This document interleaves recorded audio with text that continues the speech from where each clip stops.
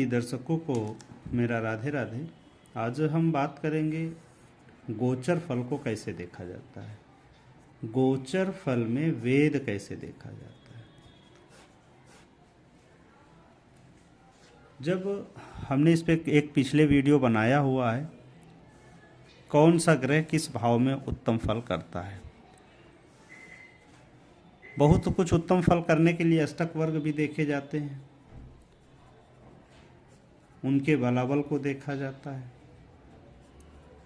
बलाबल 6 प्रकार के होते हैं, उन सबों के अलग अलग विषय होते हैं।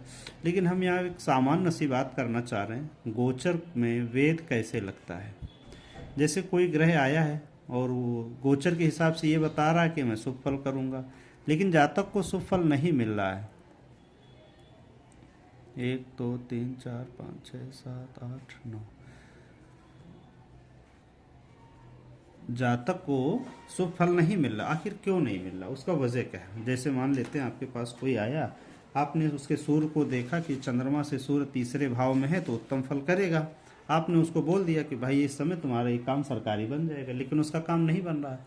तो इसका वजह क्या हुआ। इसका वजह ये हो सकता है कि उसको उसके किसी अन्य ग्रह के द्वारा वेद किया जा रहा हो, तो शुभ फल देने में असक्षम है। जैसे कि सभी को पता है कि सूर्य चंद्र राशि से, देखिए उदाहरण के लिए हम ये ले रहे हैं, ये एक उदाहरण कुंडली है और मैंने अधिकतर उदाहरण कुंडली मेष लग्न की ही ली है। इसका वजह क्या है कि मेष हमारी काल पुरुष की कुंडली होती है। मान लेते हैं चंद्रमा आपका मेष लग्न में है, चंद्रमा से चंद्रमा 3 6 7 10 11 में शुभ फल करता है। ये क्या कहा, शुभ फल करता है। इसी तरह से सूर्य का, सूर्य 3 6 10 11 में शुभ फल करता है।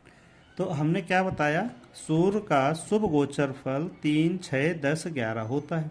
इसी तरह से चंद्रमा का 1 3 6 7 10 11 होता है। अब वेद कैसे होगा। मान लीजिए आपका चंद्रमा कन्या में आ गया, अब यहाँ पे उसका शुभ फल होना चाहिए, आज के दिन 2-2.5 दिन का शुभ फल होना चाहिए। लेकिन जब 6 से ठीक 12 में कोई ग्रह होगा तो वो क्या करेगा, उसको वेद कर देगा। लेकिन वेद में ये ध्यान रखना, चंद्र का वेद बुध नहीं कर पाते हैं, बुध से नहीं होता है, बुध को नहीं लगता है। इसी तरह से सूर्य का वेद शनि नहीं करते हैं। ठीक, ये 2 अपवाद हैं। तो हम इसको क्रमागत तरीके से बता दे रहे हैं। अगर चंद्रमा आपका मेष में है और उसके सप्तम भाव में बुध को छोड़ के कोई भी ग्रह आ जाता है, अन्य प्लेनेट आता है, तो उसके शुभता को नहीं देने देगा। वही हाल यहाँ पे है। वही अगर 3 में कोई है तो 9वें भाव में होना चाहिए। ठीक है, 9वें भाव में, 1 में है तो सप्तम भाव में होना चाहिए, 7 में है तो 1 में होना चाहिए, 10 में है तो 4 में होना चाहिए, 11 में है तो 5 में। ठीक आमने सामने। यहाँ पे नियम जो लगता है वो आमने सामने का लगता है। कुछ जगह केंद्र का भी लगता है, वो आगे किसी वीडियो में बताएंगे। ये भी ध्यान रखना कि चंद्रमा बुध का वेद नहीं होता है। अब सूर्य का देखते हैं, सूर्य वेद कहाँ कहाँ करते हैं। यहाँ पे शनि को छोड़ देना है।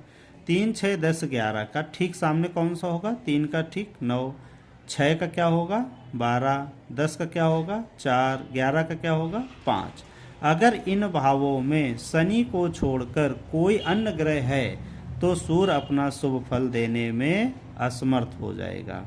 ठीक है, यही नियम शनि के लिए लगेगा। अगर अब शनि कहाँ कहाँ शुभ फल देते ये भी अगले किसी वीडियो में बताएंगे। अभी हम सिर्फ इतना ही बताना चाह रहा हूँ सूर्य और चंद्रमा का, के दोनों के शुभ फल जिन जिन भावों में होते हैं। यहाँ पे सूर्य का शुभ फल है 3 में शुभ है, सूर्य का 6 में है, 10 में है और 11 में। 11 में सभी ग्रहों का शुभ फल होता है। 11 भाव में सभी ग्रह अपना शुभ फल देते हैं। कोई भी ग्रह ऐसा नहीं है कि जो 11वें भाव में निष्क्रिय होता हो।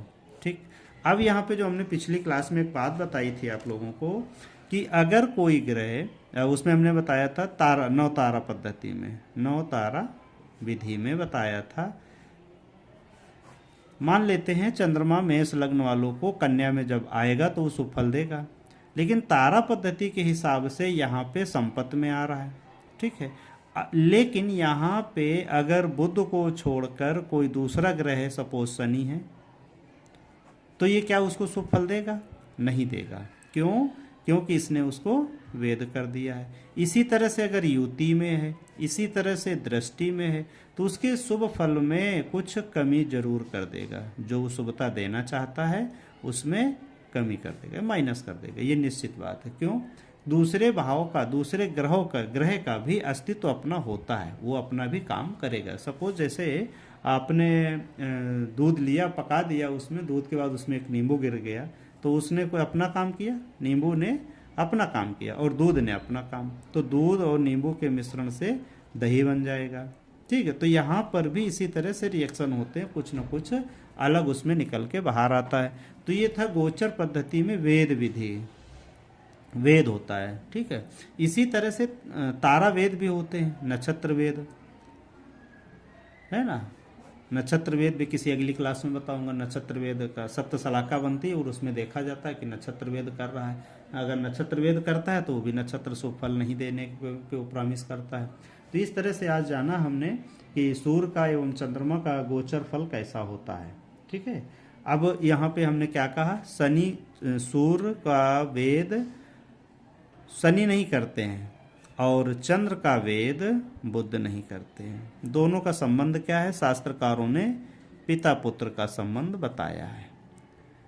पिता पुत्र का कितना भी शत्रु हो पर मर्यादा में तो रहेगा ही रहेगा, इसलिए यहाँ पे वेद नहीं लागू होता है। आज का विषय मैं यहीं से समाप्त करता हूँ, इसको समझने की कोशिश करें।